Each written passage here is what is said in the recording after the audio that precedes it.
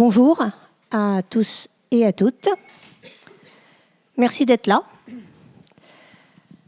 Je me présente, je suis Isabelle Vauconsant, je vais animer cette table ronde. Je suis présidente de l'Association des journalistes écrivains pour la nature et l'écologie et j'écris À la relève et la peste. Il y a une phrase que j'ai retournée dans ma tête avant de commencer à préparer cette table ronde. Elle n'est pas d'un scientifique ni d'un journaliste. Elle est de Bruno Gollnisch en 1997 au Front National. Il disait « Les luttes politiques sont des luttes sémantiques. Celui qui impose à l'autre son vocabulaire lui impose ses valeurs. » Pourquoi citer l'extrême droite pour ouvrir une discussion sur le climat ? Précisément parce que cette phrase, qui sonne comme un programme, dit quelque chose de vrai et d'urgent sur notre métier, et surtout sur ce mot « dialogue ». Parce que le dialogue, ça commence par décider qui on met en face de soi. Or, qui sont les climato-sceptiques et qui donc peut leur répondre ? Tous et toutes ne sont pas les mêmes et pourtant nous les confondons souvent, parfois par paresse, parfois par peur, parfois par manque de temps. Et c'est un échec du dialogue avant même qu'il commence. Parce que le dialogue s'appuie aussi sur la sémantique. Et la manipulation des mots, les glissements sémantiques, ne datent pas d'hier. Alors la question, quel dialogue avec les climato-sceptiques ? Dialogue avec qui ? Dialogue pourquoi ? Pour convaincre, pour comprendre, pour contrer ? Dialogue comment ? Dans quel espace ? Avec quelles règles ? Avec quelle posture ? Et dialogue jusqu'où ? Parce que dialoguer avec quelqu'un de mauvaise foi, est-ce encore du dialogue ? Ou est-ce lui offrir une tribune ? Avec mes trois invités, nous allons avancer en 3 temps. D'abord les mots. Avant de dialoguer, définissons de quoi on parle. Climato-scepticisme, dénialisme climatique, climato-réalisme. Ces termes ne sont pas neutres, ils ne sont pas nés au hasard. Et certains ont été forgés précisément pour déplacer le terrain. Nous allons prendre le temps de nommer juste. Et c'est la première des formes d'honnêteté du journalisme. Ensuite, les responsabilités. Celles des journalistes face à leurs sources. Celles des rédactions. Comment arbitre-t-elle entre représenter la diversité des opinions et la tentation des faux équilibres, et celle des propriétaires de médias, parce que leurs choix sont déterminants. Et puis le quotidien, enfin, les cas concrets qui font mal. Que dire quand un invité ment en direct ? Comment traiter le commentaire excellent. Comment traiter le commentaire d'un lecteur qui envoie des liens climato-sceptiques ? Est-ce qu'on répond ? Est-ce qu'on supprime ? Est-ce qu'on explique ? Le dialogue dans nos métiers, ce n'est pas une posture philosophique, c'est une décision éditoriale. Parce que vous êtes dans cette salle, que vous avez vos propres réponses, vos propres doutes, vos propres expériences de terrain, nous vous donnerons la parole. Et je vais maintenant laisser mes invités se présenter en quelques courtes phrases. Valérie. Bonjour à toutes et à tous, ravie d'être là ce matin. Je suis Valérie Martin, je suis le chef du service mobilisation citoyenne et médias à l'ADEME, l'Agence de la transition écologique. Et donc aujourd'hui, je parle du point de vue de celle qui a en charge le service médias, c'est-à-dire relations presse et réseaux sociaux. Bonjour, je suis Jean-Christophe Ploquin. Je profite d'avoir le micro pour dire qu'il y a 2 places devant. Donc si ceux qui sont derrière veulent venir devant, surtout n'hésitez pas. Vous serez assis en plus. Donc moi, je suis journaliste au quotidien La Croix. Je suis l'un des rédacteurs en chef de La Croix. Et j'anime actuellement depuis 2025 et à nouveau en 2026 une opération qu'on appelle Parlons écologie, qui est une opération dans laquelle on a souhaité que l'écologie ne soit pas seulement l'affaire de 2 ou 3 spécialistes, mais que ce soit une thématique qui soit portée par toute la rédaction. Et donc, on a enclenché une organisation qui permet à tous les services, le service international, le service économique, le service culture et d'autres, d'entrer dans cette réflexion et dans cette démarche du traitement de l'information écologique. J'aurai l'occasion de vous en dire un petit peu plus tout à l'heure. Bonjour, je suis Martin Boudot, journaliste d'investigation. Je m'intéresse à la question environnementale et scientifique depuis près de 15 ans. J'ai lancé une collection de documentaires d'investigation pour France Télévisions qui s'appelle Vert de Rage. Au préalable, j'avais participé à la création d'une émission qui s'appelle Cache Investigation, pour laquelle j'ai fait plusieurs numéros, dont certains en lien avec les questions environnementales. Bien, donc je vous propose de commencer par définir les différentes formes de climato-scepticisme et de nous mettre d'accord sur les termes. Valérie ? Bon, alors peut-être déjà, je ferai une différence entre les climato-sceptiques et les climato-dénialistes. Moi, je préfère ce terme. Il y en a d'autres, mais qui sont, à mon sens, trop forts par les connotations qu'ils recoupent. Sur le climato-sceptique, ce sont plutôt des gens qui ont un doute, qui s'interrogent sur l'origine anthropique, alors que le climato-dénialiste, il n'y a pas de problème, il rejette en bloc la science, puisqu'il dit que c'est un phénomène qui n'existe pas. Peut-être que vous voulez compléter. Compléter, oui. Alors, moi je trouve que c'est une galaxie effectivement très hétérogène. C'est très complexe de définir aujourd'hui, je trouve en tout cas, le climato-scepticisme dans le débat actuel. Évidemment, il y a des définitions assez claires que vous allez donner dans quelques instants. Je suis, moi, notamment dans le cadre d'un nouveau projet que je prépare depuis 2 ans et qui sera diffusé en septembre prochain, face à une galaxie assez surprenante de défiance, de climato-scepticisme, mais également de personnes qui croient beaucoup en la science et qui, à force de voir le traitement médiatique parfois militant de certains journalistes, se détachent petit à petit d'un discours qu'ils pensent être dominant et biaisé, en pensant que la vérité est ailleurs, comme dirait X-Files. C'est assez surprenant. J'ai vu des gens très, très sains d'esprit, très cultivés, ne plus se retrouver dans le traitement médiatique qui est fait de l'environnement et de la science, notamment à cause de biais militants. Ce que moi j'essaye de combattre depuis plusieurs années, même si on dit parfois que je suis un journaliste militant. Et je trouve que c'est très intéressant de s'intéresser à ça. J'ai vraiment envie, moi, de m'y frotter, parce que ce sont des gens qui, à l'origine, sont des gens qui croient dans la science et qui se retrouvent aujourd'hui à être sur des postures, notamment autour de personnalités très symptomatiques, comme Didier Raoult, par exemple, qui se retrouvent à mélanger une forme de déni de la science, mais également du climat. C'est une galaxie très surprenante et qui, je crois vraiment, et je suis très très content qu'on fasse cette conférence-là, prend de plus en plus de place. C'est plus juste les platistes, c'est plus juste les climato-sceptiques à l'ancienne, c'est beaucoup plus large que ça. Et nous, parfois, médias, avons tendance à rejeter tout ça en bloc, mais ce bloc-là, il est très important, beaucoup plus que ce qu'on imagine. Donc je poursuis la conversation. Donc La Croix est un quotidien généraliste. On est un quotidien qui traite toutes sortes d'informations, comme je le disais tout à l'heure, de l'information internationale à l'information culturelle, l'information religieuse, l'information économique. Et donc on n'est pas un journal de spécialistes, on ne s'adresse pas prioritairement à des lecteurs qui sont passionnés par l'écologie ou par les enjeux environnementaux. On s'adresse à des lecteurs qui sont, je dirais, curieux de tout, et qui sont gourmands de tout un tas d'informations et qui ont envie de savoir, de progresser dans la connaissance et de pouvoir se faire des idées, de pouvoir se faire leur opinion.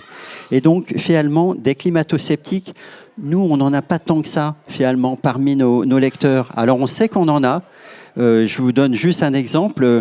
Il y a le 23 janvier, on avait organisé à La Croix une rencontre entre 4 experts qui nous accompagnent depuis 1 an. Je les cite: Valérie Masson-Delmotte, la climatologue, Benjamin Allegrini, un naturaliste, Cécile Renoir, une chercheuse philosophe, et Arnaud Gossement, un avocat spécialisé dans l'environnement. Donc ces 4 experts nous accompagnent depuis 4 ans, et le 23 janvier dernier, on a souhaité organiser une rencontre entre ces 4 experts, les journalistes de La Croix, qu'ils soient spécialisés ou pas, un certain nombre de partenaires, d'associations, d'autres organisations écologiques et de lecteurs. Eh bien, parmi ces lecteurs, donc, il y a un lecteur, et en fait, ils sont venus à 2. Ça m'a fait un peu rire, m'a fait penser aux témoins de Jéhovah, vous savez, qui circulent toujours par 2. Et bien là, on avait aussi 2 climato-sceptiques qui étaient là, dont l'un était vraiment un de nos lecteurs et qui est venu vraiment de façon très militante avec le souci de porter la contradiction et d'expliquer que pour nous, on avait vraiment une information qui était déséquilibrée.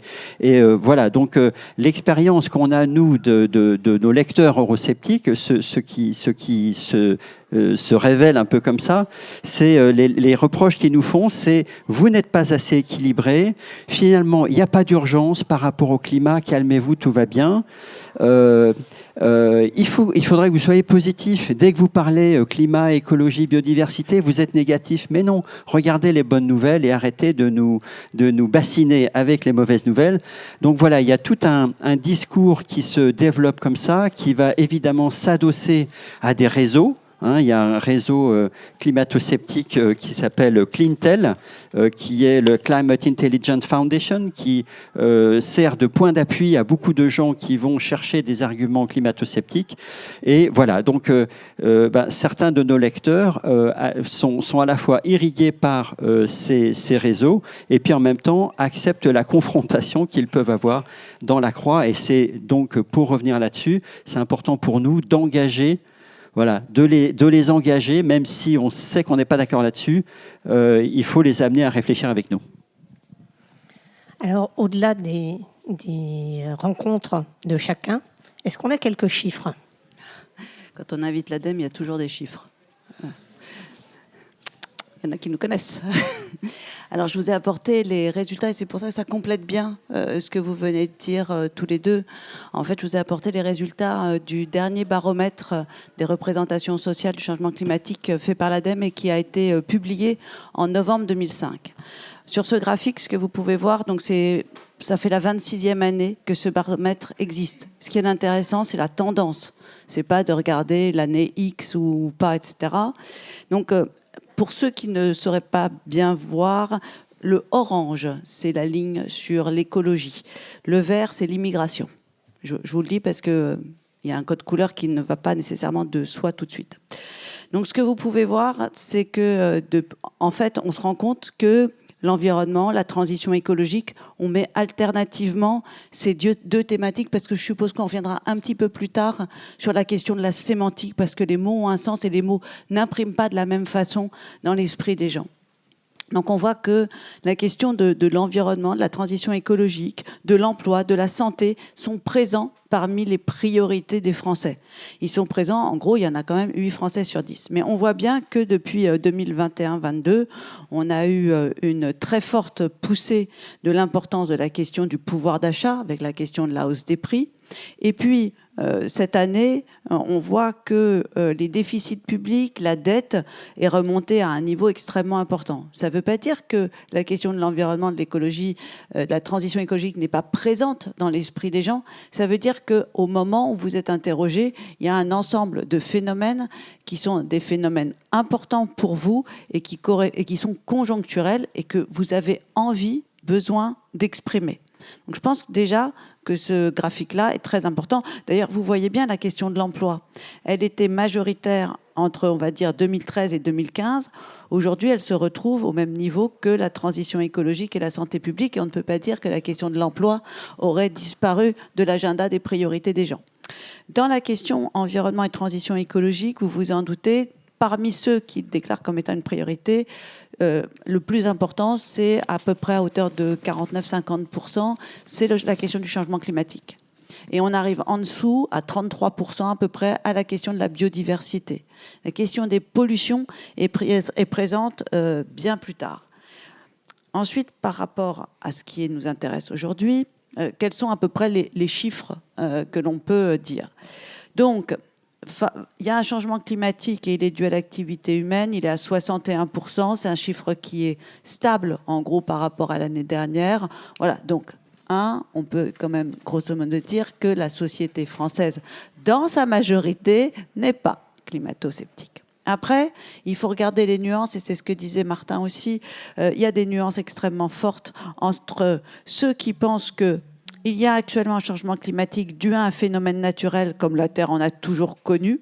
Et c'est à 28%, moins 2% par rapport à l'année dernière. En revanche, la question, et on peut le lier avec « vous n'avez pas d'avis », 7%. Il y a des gens, ils ne savent pas, c'est tout. Et ils le disent. C'est bien aussi de savoir le dire. Et je trouve que ça devrait faire partie aussi de notre discussion. Dire « je ne sais pas ». Donc on va mettre cela, voilà, on va essayer de les comptabiliser de cette façon-là. Et après, on a nos climato-dénialistes, ceux que Parlons Climat appellent les climato-sceptiques durs. Ceux-là, ils représentent 4%. C'est pas énorme, sauf que par rapport à l'année dernière, ce chiffre-là a augmenté de 2%. Donc pour nous, c'est extrêmement important de pouvoir suivre ces climato-dénialistes, puisque vous vous doutez bien que les 28% peuvent à un moment ou à un autre basculer soit dans un sens, soit dans l'autre. Concernant la médiatisation des enjeux climatiques, en gros, non, on n'en parle pas trop, puisque même ils nous déclarent qu'on n'en parle pas assez et ils aimeraient qu'on en parle plus. Donc ce chiffre-là a augmenté. Et puis la majorité, à 43%, nous dit qu'on en parle suffisamment. Donc il y a une demande de plus d'informations. Je vous ai apporté 2-3 autres datas. 72% des Français se disent inquiets concernant le changement climatique, dont 27% se disent très inquiets. Et quand on regarde les chiffres du baromètre de l'Obsoco qui est sorti la semaine dernière, on voit qu'on est dans des datas à peu près similaires. Mais il y a une autre chose que je voudrais vous dire. C'est qu'il y a environ, en 2015, puisqu'on a travaillé sur 10 ans, en 2015, quand on interrogeait les Français pour savoir s'ils avaient été touchés personnellement par un événement climatique extrême, ils nous disaient oui à 25%. Aujourd'hui, 10 ans plus tard, ils nous disent oui à 52%. C'est juste phénoménal. Donc ils le vivent, ils l'ont vécu, ils le vivent dans leur chair. Un autre chiffre que je trouve extrêmement important, c'est que quand 40% avaient l'espoir qu'on s'adapterait sans trop de mal à la situation, ils ne sont plus que 30% aujourd'hui. Et 58% des Français considèrent qu'il faudra modifier de façon importante nos modes de vie pour limiter le changement climatique. Tout ça, ça donne aussi ça permet de compléter ces chiffres bruts pour se rendre compte des choses. Mais il y a un dernier point. On a aujourd'hui beaucoup de jeunes dans la salle. Et donc, traditionnellement, on nous dit, les jeunes, ils sont extrêmement sensibles à ces questions-là. Alors, je vais donc vous donner les chiffres et ça montre qu'il ne faut pas opposer les générations. On oppose les générations, on est fichu. C'est un dialogue intergénérationnel.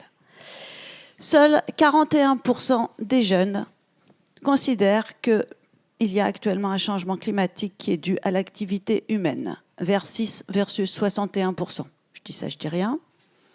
Concernant le « il n'y a actuellement pas de changement climatique », ils sont 14%, soit 8% de plus qu'en 2024. Enfin, concernant le fait que les scientifiques exagèrent, ils sont 51%.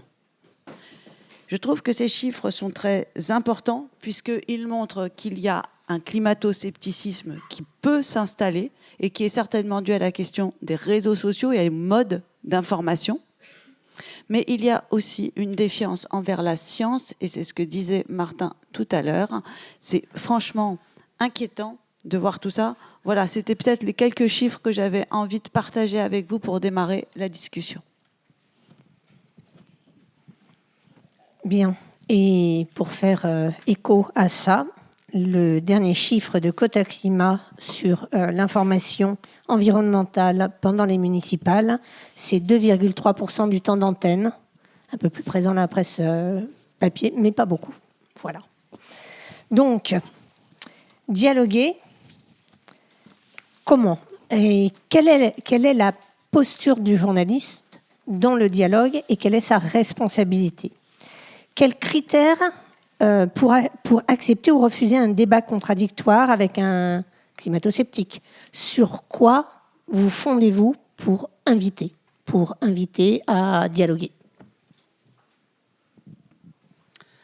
Donc je pense que les climato-sceptiques, je parle de l'expérience concrète de la Croix, on a vraiment un lectorat, je dirais, qui ressemble aux chiffres que vous venez de donner et qui sont issus des enquêtes de l'ADEME, c'est-à-dire, je dirais, la plus grande partie de nos lecteurs sont des lecteurs qui, à la limite, cherchent à savoir, qui ont peut-être même envie d'être convaincus qu'il se passe quelque chose et qu'il faut trouver des solutions, mais qui n'ont pas forcément le savoir nécessaire.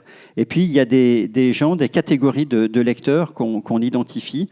Par exemple, on a un lectorat où il y a pas mal d'ingénieurs. Et des ingénieurs, vous savez, des années, qui étaient très actifs dans les années 70, 80, 90, toute une période où ces ingénieurs ont construit la France. Pour faire vite. Ils ont construit des centrales nucléaires, ils ont construit des ponts, donc ils ont construit des autoroutes. C'était fabuleux, les autoroutes. Les voitures roulaient très bien dessus. Bon. Et aujourd'hui, finalement, ils sont confrontés à de nouvelles réalités. Alors, il y a eu tout le débat sur le nucléaire et l'émergence des énergies renouvelables, par exemple. Pour certains d'entre eux, c'était absolument inutile.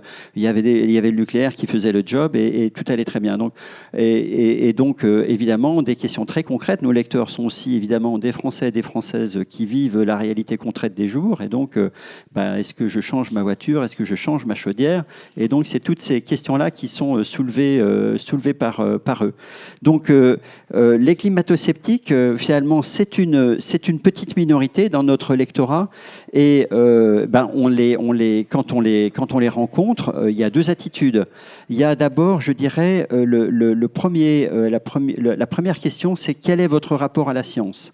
Et si effectivement on se rend compte que finalement il y a une sorte de scepticisme aussi vis-à-vis de la science, quelque part c'est pas la peine d'aller plus loin dans le débat parce que on va pas pouvoir trouver un terrain d'entente et un terrain de dialogue. Et si en revanche il y a un discours qui peut s'appuyer, s'adosser à la science, nous à la Croix on croit à la science et on s'appuie vraiment sur les rapports du GIEC et sur les rapports scientifiques, et bien à ce moment-là il faut montrer les études, il faut faire des articles qui soient suffisamment pédagogiques pour pouvoir embarquer quelqu'un et l'amener. Alors ça va être soit par des articles très argumentés, mais ça peut passer aussi par des témoignages, par du reportage, le fait d'aller sur le terrain, de rencontrer des acteurs. Voilà, il faut utiliser toutes les ressources du journalisme pour pouvoir convaincre ou en tout cas faire que nos lecteurs et interlocuteurs vont écouter et s'intéresser à ce qu'on explique. Alors, oui, Martin, comment est-ce qu'on construit du contradictoire en tant que journaliste? Du contradictoire face à des climato-sceptiques. Sachant que, d'abord, à qui on s'adresse? Oui. Est-ce qu'on pense qu'on s'adresse aux climato-sceptiques? Et dans ce cas-là, comment on construit du contradictoire? Comment on travaille comme journaliste dans le contradictoire? Moi, j'ai moins cette problématique que vous, parce que je ne gère pas un quotidien. Je réalise des documentaires sur une année. Donc, j'ai quand même le temps de percevoir et de travailler avec des citoyens sur le long terme. Ma méthode, mais elle vaut pas elle n'a pas valeur d'exemple, c'est que dans Vert d'orage et dans les projets que je fais en ce moment, on s'intéresse à une pollution en particulier. On s'est intéressé au PFAS en 2020 avant tout le monde, on peut le dire, puisque nos révélations ont permis notamment de changer la loi. On s'est intéressé à la question du plomb dans le nord de la France, la question du cadmium qui ressort récemment aussi. Je vais vous donner un exemple très précis. Quand on commence à aller du côté de Pierre-Bénite, à côté de Lyon, c'est la monnaie populaire de Lyon, avec l'usine d'Arkema. Alors certains connaissent bien le sujet maintenant. À l'époque, personne n'a vraiment entendu parler des PFAS. Et quand on va voir les associations locales, il y en a une en particulier qui s'appelle Bien Vivre à Pierre-Bénite. On n'est pas sur du radical écologiste, qui essaye de vivre justement avec l'usine Arkema autour.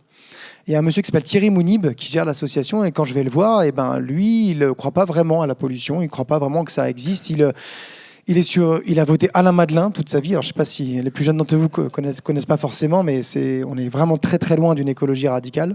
Donc c'est plutôt libéral, à droite, la droite libérale des années 80, 90, enfin même avant.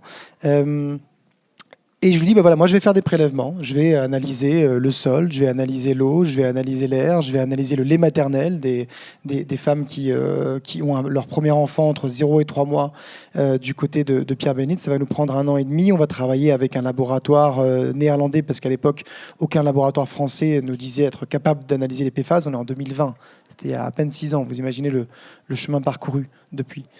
Et je lui présente mes résultats à Thierry Mounib, qui n'est pas un climato-sceptique radical, mais qui fait partie, je pense, de ce qu'on appelle les technosolutionnistes, c'est-à-dire quelqu'un qui est persuadé qu'en réalité, le péril environnemental est solutionnable d'un point de vue technologique, avec de multiples exemples, la géothermie, le nucléaire, etc., etc. Et l'IA, maintenant l'IA, c'est la réponse potentielle au réchauffement climatique. Et lui va changer, c'est-à-dire que face à des résultats scientifiques, face à une preuve scientifique qui montre bien qu'il y a une pollution des PFAS qui le touche également lui, mais surtout sa ville, il va changer et il va se radicaliser. C'est-à-dire qu'il va se radicaliser en faisant des flyers, en portant plainte contre Arkema, en portant plainte en soutenant des plaintes contre l'État. Il va devenir témoin dans des procès. Et vous avez là une trajectoire d'un personnage assez intéressant qui part d'une question environnementale qui pense ne le concerne pas, qui ne l'intéresse pas plus que ça, voire même il est en défiance sur certains aspects, et qui, face à une réalité scientifique, va changer. Et je trouve que ça, c'est intéressant à regarder. J'arrive pas souvent à le faire, c'est pas tout le temps le cas. J'ai réussi récemment dans une autre affaire qui va sortir bientôt, sur laquelle on a travaillé depuis 1 an et demi. Et je trouve que ce Thierry Mounib là, il représente quand même une bonne partie des Français. Thierry Mounib, il était fan de Didier Raoult, j'y reviens. Il était fan de Didier Raoult, mais comme beaucoup en réalité. Je vous rappelle que Didier Raoult, à un moment donné, il était 3e dans les personnalités les préférées des Français, derrière Nicolas Hulot, on l'embrasse, voilà, et puis en tout premier, comment il s'appelle-t-il, Édouard Philippe. Donc, vous voyez, quand même, les choses vont très très vite. Les choses vont très très vite. Nicolas Hulot, évidemment, on n'embrasse pas. Mais ce que je veux dire, c'est que il était à ce moment-là, Nicolas Hulot, au top. On le voyait en potentiel président. Et Didier Raoult en Premier ministre. Et ce que je veux vous dire, c'est que ça change très vite. Et ces chiffres-là, moi, vous me disiez les 4% de dénialistes, je veux juste comprendre, vous dites ils augmentent de 2 points ou ils augmentent de 2%? Parce que 2%, c'est pas grand-chose sur 4%. J'ai dit 2%. Ah, oui. Non, c'est 2 points. Voilà, je me disais 2% de 4%, ça, c'est... Non, si j'ai fourché, pardon. Non, je vous en prie, mais ceux-là, moi, je peux pas dialoguer avec eux. Enfin, oui, on n'a pas de, c'est impossible. Ils croient pas vraiment en la science, etc. En revanche, encore une fois, je reviens sur Didier Raoult parce que je m'intéresse depuis 2 ans et demi. Dans les 45% des gens qui voulaient voter pour Didier Raoult en 2021, il n'y a pas que des climato-dénialistes. Et il n'y a pas que des climato-sceptiques durs. Il y a des gens qui sont perdus face à une profusion scientifique et surtout face à un discours gouvernemental qui a été délétère sur la question du masque et évidemment la question de l'environnement aujourd'hui. Donc ce que je veux juste pointer, c'est que le citoyen, face à un discours scientifique qui a du sens, qui est mesuré, qui est nuancé, qui raconte des choses et qui est très précis, il est capable aussi de changer d'esprit. Mais de toute façon, les climato-dénialistes, on le voit bien, avec ces 4%, ça représente qu'une toute petite fraction de la population. La question, c'est pourquoi ont-ils tant de place ? Alors, une pièce aussi que je peux ajouter à notre dossier, à notre interrogation, c'est finalement dans la vie d'une rédaction. À la Croix, il y a 120 journalistes qui sont donc chacun, la plupart sont spécialisés dans des domaines d'activité particuliers. Et donc, l'un des soucis, comme je vous ai dit, c'est un peu d'embarquer tout le monde dans cette attention au sujet écologique, au sujet de biodiversité. Et c'est intéressant de voir ceux qui résistent, ceux qui, alors au service économique, ceux qui vont être plus particulièrement, leur job, c'est de suivre la vie des grandes entreprises. Donc, ils suivent Total, Engie, Veolia. Et donc, tout en gardant une sorte de discours critique, ils vont aussi être très sensibles aux arguments. Et quand Total dit « Regardez tout ce que je fais sur l'écologie et sur les énergies renouvelables », voilà, vous avez un spécialiste, quelqu'un qui connaît très très bien son métier et qui va justement être un peu en opposition par rapport à certains qui vont au contraire dire « Total, c'est le grand méchant loup ». loup. Au service politique aussi, le problème de la politique en France, c'est que du coup, l'écologie, c'est devenu quelque chose de très clivant, de très clivé. C'est devenu un groupe, finalement, un parti. Et du coup, quand vous parlez de la politique, les journalistes qui suivent la politique, ceux qui ne suivent pas le parti écologiste vont dire pourquoi est-ce que je parlerai d'écologie? Il y a les écolos qui sont pour ça et j'ai mon collègue qui est sur l'écologie qui va s'occuper de ça. Et donc, moi, je suis la droite, je suis le centre, je suis autre chose. Et donc, je ne vois pas la raison de vraiment m'intéresser à ces sujets. Sur les reporters du service international qui partent sur les conflits, qui partent sur des enjeux voilà, qui font un peu la une de la télé en continu, finalement, ils ne voient pas forcément l'intérêt, quand on parle de l'Irak, au lieu d'aller raconter les bombardements, de se dire, mais en Irak, maintenant, il fait très fréquemment 50 degrés. Comment est-ce qu'on fait quand on habite dans ces régions-là? Raconter un peu ce réchauffement climatique qui est en cours.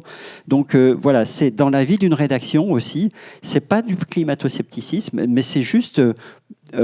il faut un effort, il faut être un moment éveillé en quelque sorte à ces sujets pour vraiment y aller et élargir en quelque sorte sa palette. Et c'est ça qui est intéressant à faire valoir au sein d'une rédaction, c'est que justement vous avez là un objet de reportage, d'enquête supplémentaire qui peut vous donner beaucoup d'intérêt dans votre métier.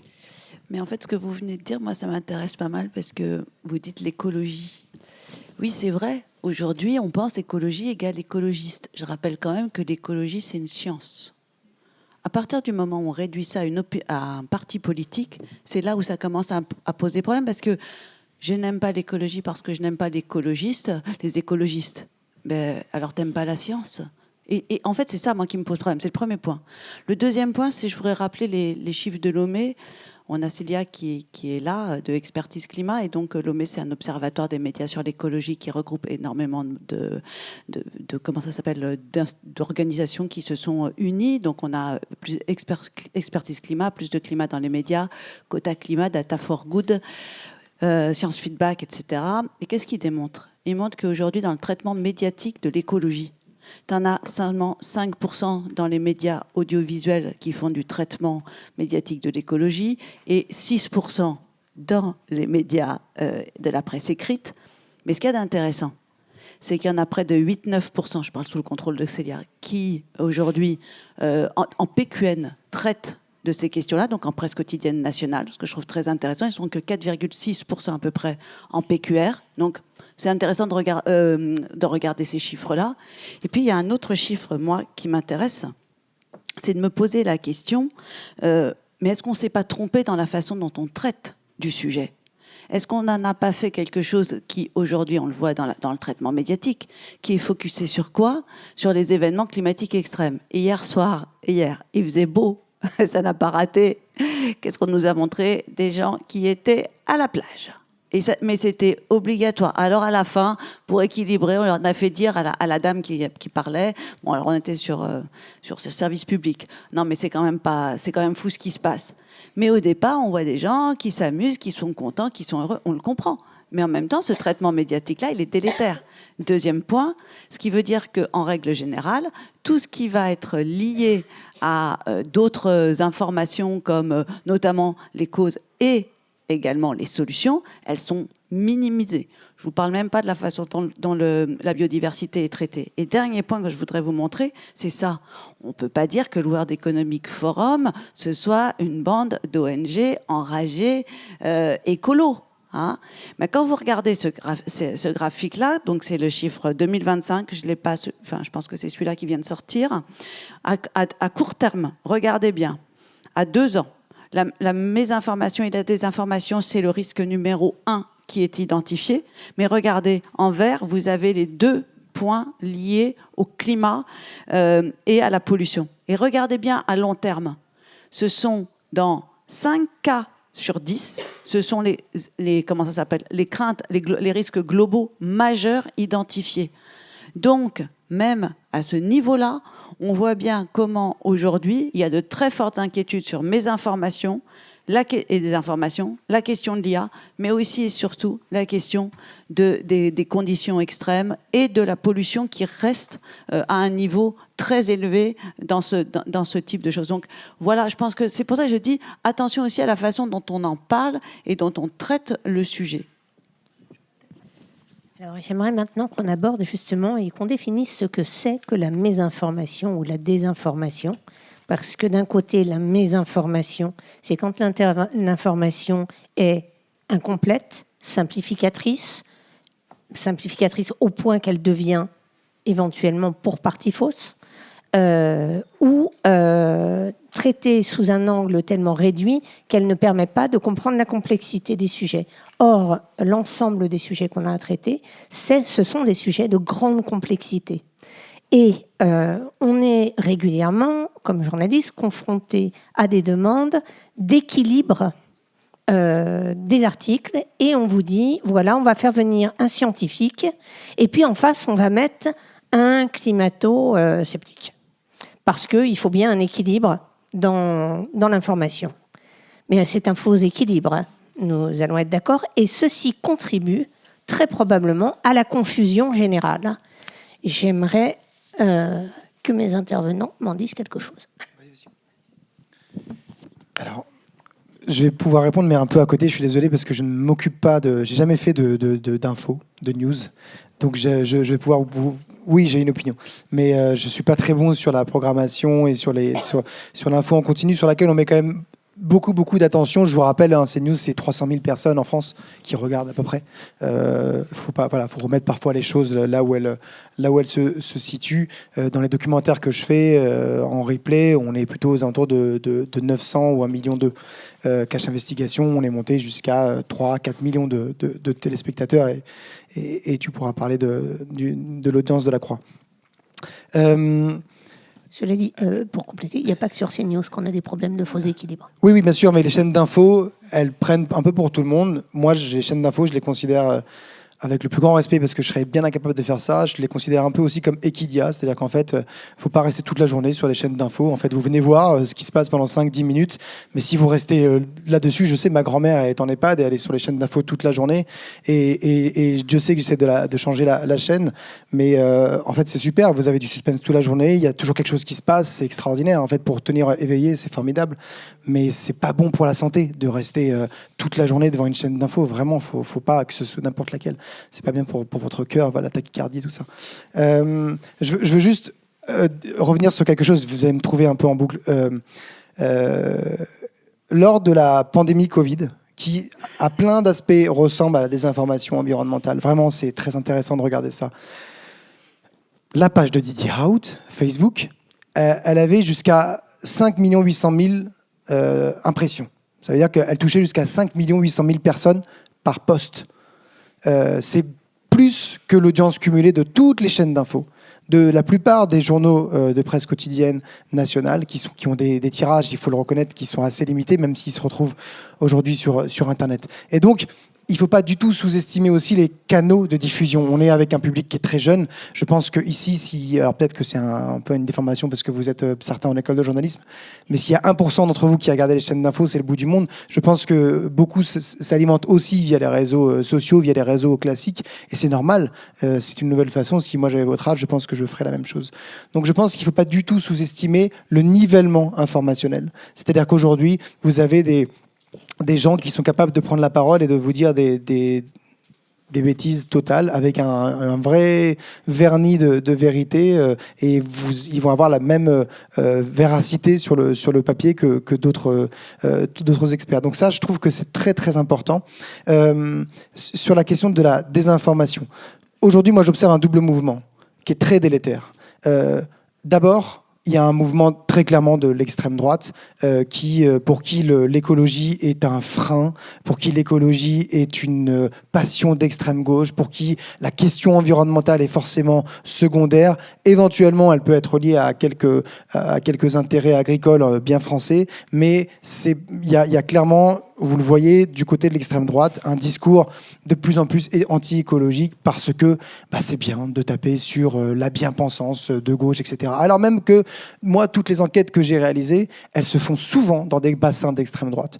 Dans le nord de la France, quand j'enquête sur le plomb, c'est chez les populations les plus précaires, c'est pas du côté des riches. Quand j'enquête sur la question de Gonfreville-Lorcher, à côté du Havre, c'est pas la banlieue UP du Havre, c'est la banlieue populaire. Quand j'enquête sur Pierre-Bénite, c'est la banlieue populaire de Lyon, etc. Et en fait, on le sait aujourd'hui, c'est documenté, les premiers touchés par les changements climatiques, les pollutions, par une sorte de péril environnemental sont les populations les plus précaires.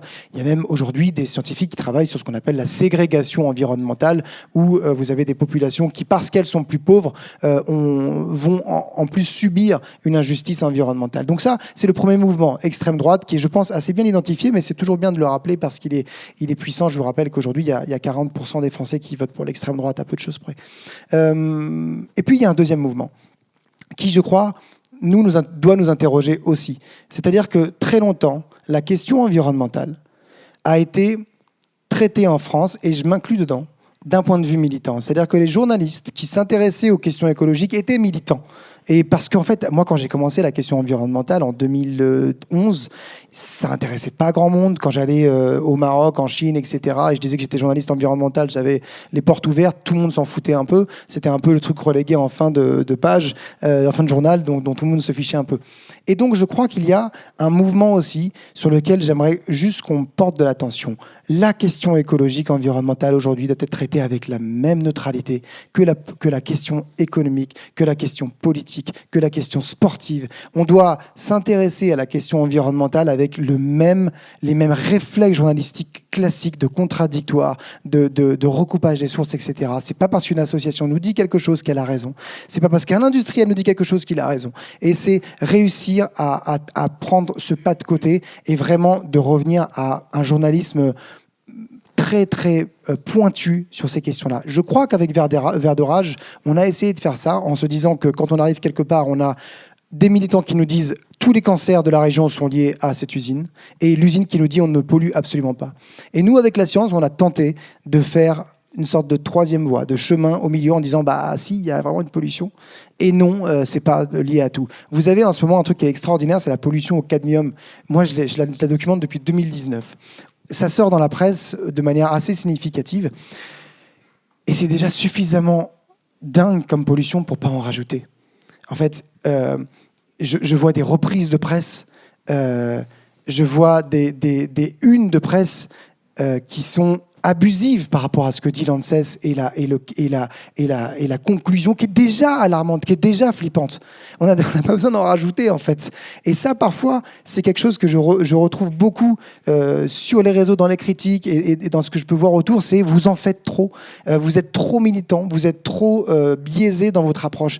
Et donc, autant l'extrême droite, voilà, on l'a repéré et c'est important de l'avoir et vraiment, c'est pas du tout anodin. Mais nous aussi, il faut que, d'un point de vue, ceux qui s'adressent au public, on puisse faire ce recul critique. Moi, j'ai parfois été trop militant, notamment au début de ma carrière, où j'avais une tendance à considérer que si c'était une association, eh bien, elle avait forcément raison. J'aimerais aujourd'hui, j'aime à croire qu'aujourd'hui, j'ai la même distance critique avec une source qui est une association que j'ai avec un industriel. Évidemment, je ne suis pas dupe sur qui fait quoi et quels sont les intérêts.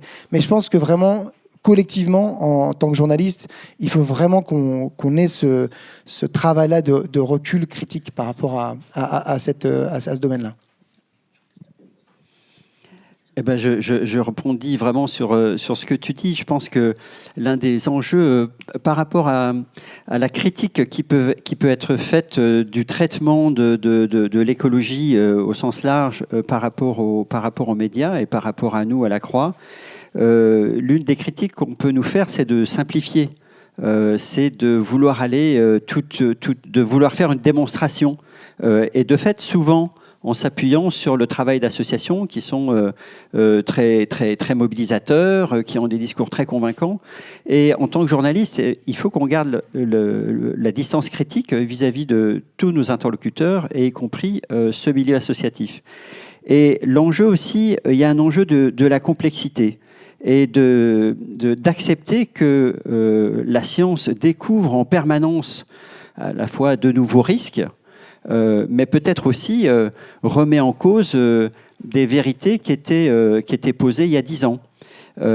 Et parfois aussi, on veut aller plus vite que la musique, en quelque sorte. Je cite l'acétamipride, qui est aujourd'hui un enjeu tellement important, et je souhaite vraiment que cette substance ne soit pas autorisée à nouveau. Ça va être un enjeu qui va être à nouveau discuté au Parlement bientôt. Je souhaite personnellement que cette substance ne soit pas utilisée par les agriculteurs. Mais si j'écris l'acétamipride a un impact direct sur la santé, eh ben, je vais trop loin. Je vais au-delà de ce qu'aujourd'hui, il y a à la fois des présomptions qui sont établies par un certain nombre d'agences, mais la corrélation directe de l'acétamipride avec, je ne sais pas, tel type de cancer, etc., bah non, on n'en est pas encore là. Et donc, c'est aussi ça, c'est un peu cette capacité que nous devons avoir de ne pas, de vraiment rendre compte de là où on en est, mais de ne pas aller plus loin, parce que sinon, ça peut susciter en retour des critiques et un rejet, voilà, et des lecteurs ou des téléspectateurs qui vont se dire mais non, en fait, regardez le rapport de tel ou tel organisme, c'est pas vrai. Et donc là, vous nourrissez en quelque sorte le climato-scepticisme.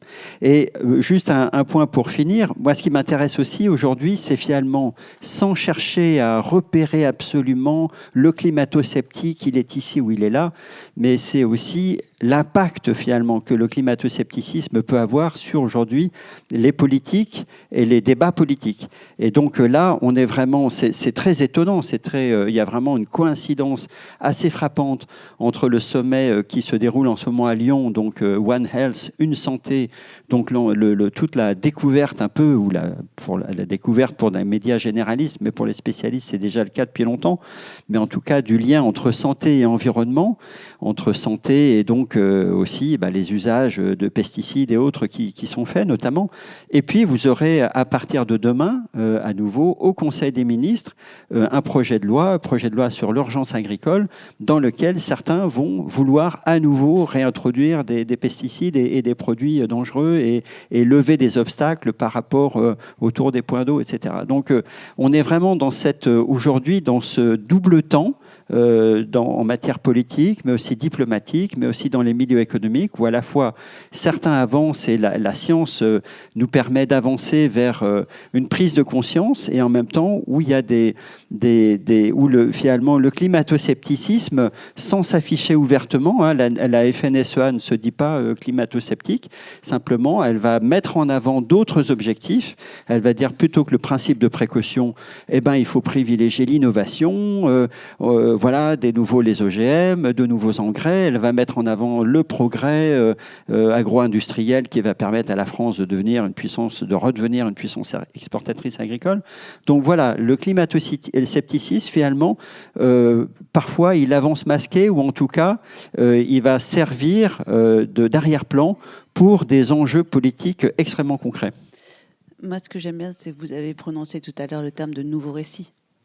En fait, aujourd'hui, on est enfermé dans un récit dominant qui est productiviste, consumériste, illimitiste, technosolutionniste. Et c'est un récit qui est juste, qui est là, dans lequel on est complètement englué. Alors qu'on sait qu'il va falloir qu'on aille vers un monde qui soit plus sobre, plus circulaire, ce qu'on appelle plus compatible avec les limites planétaires, mais aussi avec le plancher social.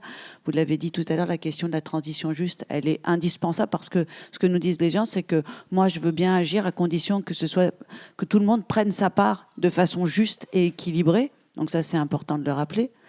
La deuxième question, c'est, dans ce cas-là, ces contre-récits, ils existent ou ils n'existent pas ? Quand on sait qu'aujourd'hui, les cas de mésinformation ou de désinformation climatique, comme tu le rappelais, Isabelle, par rapport et sur lesquels ont travaillé l'OME, donc dans les médias audiovisuels, où ils disent quand même qu'on a la majorité de ceux qui portent des discours, on va dire, de mésinformation ou de désinformation, ce sont plutôt les invités politiques, mais il ne faut pas se tromper, on a aussi beaucoup de journalistes qui portent, et surtout d'éditorialistes qui portent ces discours-là. Ça pose aussi la question de la formation, parce que c'est pour ça que la question de la mésinformation, ça veut dire qu'on ne fait pas ça de façon volontaire, d'accord ? Donc, effectivement, comment... Oui, je sais ce qui va être dit, mais c'est bien, ça va être le débat. Mais je trouve que c'est important aussi de faire en sorte d'être mieux formé et d'être capable de réagir. Troisièmement, la question se pose sur les scientifiques. Oui, d'accord, mais quelle place on leur donne ? Est-ce qu'on leur donne une vraie place ou pas ? Ou est-ce qu'on donne la même place qu'à nos fameux climato-sceptiques, quel que soit le nom qu'on leur donne ou pas, etc., qu'ils avancent masqués ou pas. D'ailleurs, ça me fait penser à la question de l'astroturfing. Vous savez, ceux qui se font passer pour des vrais qui représentent le public, alors qu'ils sont payés largement et qui portent des intérêts qui ne sont pas du tout ceux du grand public. Et puis, le dernier point, ce que j'aimerais pouvoir peut-être ajouter, c'est le fait que le climat ou le changement climatique, on le cornérise. C'est-à-dire, on va traiter le sujet écologie, environnement. Mais en fait, c'est une question de santé surtout, une question d'économie, une question d'emploi, une question géostratégique. Je n'ai pas besoin de vous expliquer tout ça. Donc, quelque part, c'est une question de vie de tous les jours, de quotidien des Français, des entreprises, la question de la souveraineté, aujourd'hui plus que jamais, avec la fermeture du détroit d'Ormuz et la guerre qui est là. Et puis, c'est une question de compétitivité des entreprises. Alors peut-être qu'on en parle un peu moins, mais est-ce qu'on ne se trompe pas dans la façon dont on va assurer le traitement des choses, à avoir un traitement qui soit plus transversal, qui permette aussi, du coup, de ne pas dire... je traite d'écologie. Non, je traite de problèmes du quotidien qui nous concernent, nous tous, toutes les Françaises et tous les Français. Et parfois, le fait d'avoir... C'est pas le cas à la Croix, donc c'est pour ça que je peux en parler tranquille. Ce qu'il y a d'intéressant, c'est ça, justement. C'est cette transversalité. Et cette transversalité, ça permet aux gens de véritablement s'interroger et de s'intéresser à la question. Et de ne pas voir uniquement ça sous un prisme qui, pour moi, est un prisme beaucoup trop clivant. Et qui met à égalité un discours d'un climato-sceptique ou d'un contre avec un pour. Parce que ça, c'est forcément réducteur et ça va faire que on n'arrive pas à expliquer ce que vous avez dit, à savoir la complexité. Or, le débat, il est complexe, une vérité aujourd'hui, demain, en fonction des connaissances, mais elle va pouvoir évoluer. Sauf que dans le système qui est le nôtre d'éducation, c'est soit bien, soit mal. Pardon pour le concept judéo-chrétien, c'est pas le moment, donc je m'en excuse. Mais quand même, sincèrement, il y a des nuances de vert. Et pourquoi est-ce que tout ça, on n'arrive pas à en faire la bonne pédagogie ? En fait, c'est ça. Le problème, c'est qu'on a trop appris aux gens qu'il y avait des solutions qui étaient binaires. La complexité des choses, accepter même si c'est difficile, même si c'est complexe, même si ça peut être douloureux, parce qu'on se dit, mais alors je fais quoi ? Et commencer à montrer des choses qui vont permettre que petit à petit, on comprenne et on se dise, ah, ça m'a l'air pas trop mal.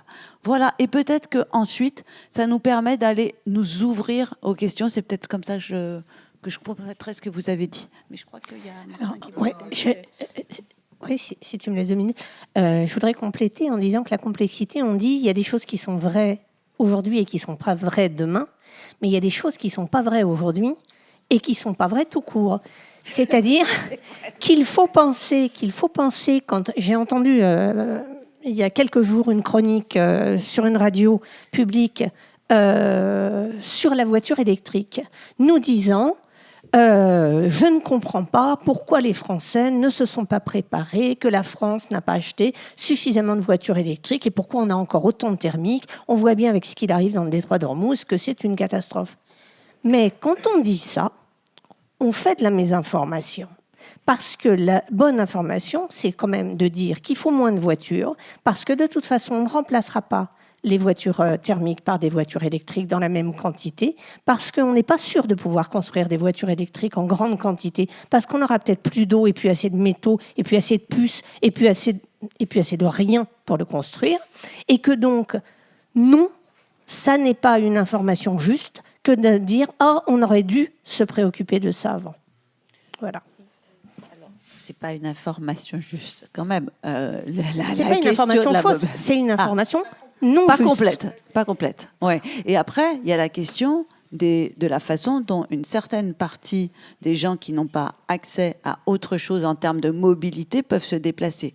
Par exemple, à l'ADEME, on a travaillé sur ce qu'on appelle les vélis. Qu'est-ce qu'un véli ? Je n'en ai pas de photo, malheureusement. C'est un véhicule léger intermédiaire entre la voiture et le vélo à assistance électrique qui permet, pour des zones rurales ou en périurbain, de pouvoir avoir des solutions mutualisées pour pouvoir permettre à des habitants de se déplacer. Voilà, ce n'est pas une solution qui aujourd'hui est industrialisée. Néanmoins, c'est une solution qui a été réfléchie en coopétition, ce qui veut dire que ce sont des industriels qui étaient en compétition, qui ont travaillé ensemble pour une solution ouverte. Je trouve que c'est intéressant de réfléchir, non pas, et là je donne raison à Isabelle, sur la question stricte de la voiture, mais sur la question de la mobilité. Et on revient bien aux choses qui ont un sens. Quels sont les mots qu'on utilise et quelles sont les idées que l'on va mettre dans la tête des gens. Voilà. Mais la voiture électrique, c'est quand même mieux que la voiture thermique. Oui. Mais surtout, quelle nuance on met dans les informations qu'on donne. Parce que la situation est très complexe, quelle nuance on apporte. Je dis ça parce qu'il y a plein d'étudiants en journalisme et que cette question de la nuance est une question qu'il faut que vous gardiez en tête. Ouais, pour rebondir là-dessus, on s'est engagé donc à la Croix dans l'objectif de former toute la rédaction, donc les 120 journalistes, les former aux enjeux écologiques. Alors, en même temps, c'est un objectif fort. C'est donc avec un organisme spécialisé qui s'appelle le SAMSA, et avec notamment une journaliste, une consoeur très engagée qui s'appelle Anne-Sophie Novelle. Mais tout ça, enfin voilà, ça va être pour. Il y a eu un premier groupe de 45 journalistes, qui, je dirais, qui sont les plus avancés, où il y a eu 2 journées de formation. Et puis pour le reste de la rédaction, pour ceux qui finalement ne sont pas directement sensibilisés à ces sujets, c'est une journée de formation qui va se dérouler dans les prochaines semaines, avec une fresque du climat et ensuite vraiment une interrogation sur une sorte des ateliers dans lesquels ils s'interrogeront. Moi, je suis en charge de tel sujet habituellement à la Croix. Comment est-ce que je peux connecter des enjeux écologiques à mes sujets ?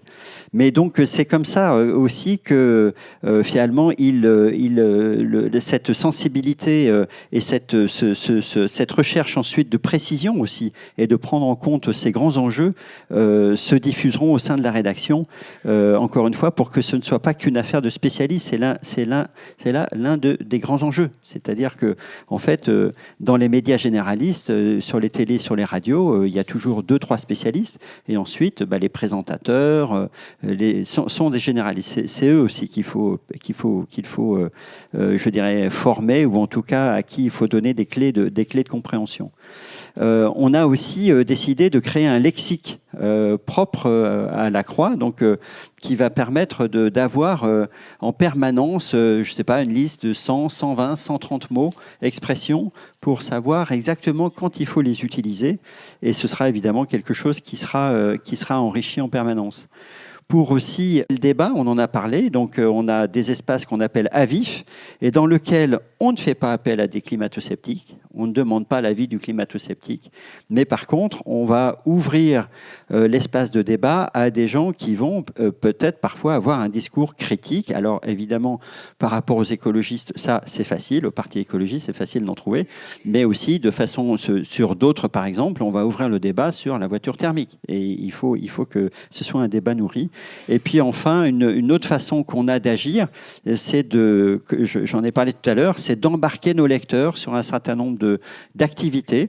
Donc je vous disais tout à l'heure, il y avait une quinzaine de lecteurs qui étaient en rencontre directe avec nos experts. Ces experts qu'on voit sur les plateaux télé, là ils étaient à 1 mètre ou 2 mètres d'eux et ils pouvaient échanger avec eux. On va aussi permettre à certains de nos lecteurs, une quinzaine, une douzaine, une quinzaine, d'aller là dans les laboratoires où travaille Valérie Masson-Delmotte, d'aller à l'école du vivant qu'anime Benjamin Allegrini du côté de Sisteron. Donc là aussi, c'est une façon de faire un travail vraiment en prise directe avec nos lecteurs et de façon plus large les Français. Avant de donner la parole à la salle, Martin, est-ce que tu nous parlerais des différents formats d'intervention par rapport aux gens qu'on a besoin d'informer complètement et de la complexité de ces formats journalistiques qui existent et qui répondent plus ou moins, parce qu'on sait qu'on est confronté sur le web à des formats ultra courts, et aussi qu'il existe des formats plus longs et que les deux ont leur public. Absolument. Nous, on réalise des 52 minutes, des 50 minutes pour France Télévisions. Je fais une petite incise sur France Télévisions. Aujourd'hui, l'investigation à la télévision, c'est uniquement sur le service public. C'est important parce que je ne sais pas si vous payez encore des impôts pour les plus jeunes d'entre vous, mais il faut savoir que le service public aujourd'hui nous permet d'investiguer, d'enquêter sur des problématiques environnementales et sanitaires, même si les cas sont de plus en plus rares, malheureusement. C'est très important de garder ça en tête parce qu'aujourd'hui, vous savez qu'il y a une grosse offensive de certains partis politiques sur la question de la privatisation du service public. Et demain, si le service public est privatisé, moi, je ne pourrais plus faire d'enquête. Alors, au-delà de moi, ce n'est pas très grave. Mais je pense que des enquêtes qui mettent en cause des grands groupes industriels et notamment des annonceurs, car vous savez que la publicité est le principal financement des chaînes privées, ne sera plus possible demain. Donc, je tenais juste à le rappeler. Sans le soutien du service public pour ce qui est de la partie audiovisuelle, en tout cas visuelle, parce que radio c'est encore autre chose, mais pour ce qui est de mon secteur, sans le service public, je ne pourrais pas avoir enquêté sur les PFAS, sur le plomb, sur le cadmium, sur l'industrie de l'or, de la fast fashion, sur le pétrole, sur Total, etc., etc. Voilà, c'est une liberté rare qu'il faut préserver en France et je vous tenais juste à le dire ici.